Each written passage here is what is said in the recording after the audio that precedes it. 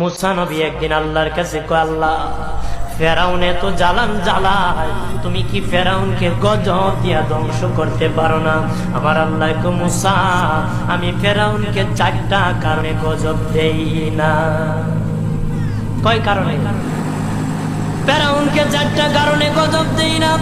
1 নম্বর কারণ হলো, রে মুসা, সারাদিন ফেরাউন বলে আমি খোদা, আর রাত যখন হয়ে যায় জঙ্গলে যায় কল্লাম আমি জানি তুমি খোদা, আমি খোদা না, কিন্তু আমারে মানুষ খোদা কইলে ভালো লাগে, খোদা কইলে ভালো লাগে।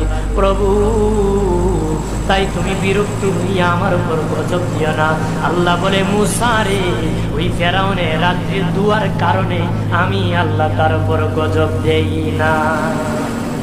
2 নম্বর কারণ হলো, আরে মুসা তোমার মুখে দাড়ি, ফেরাউনের মুখে দাড়ি, তোমার পরনে জুব্বা,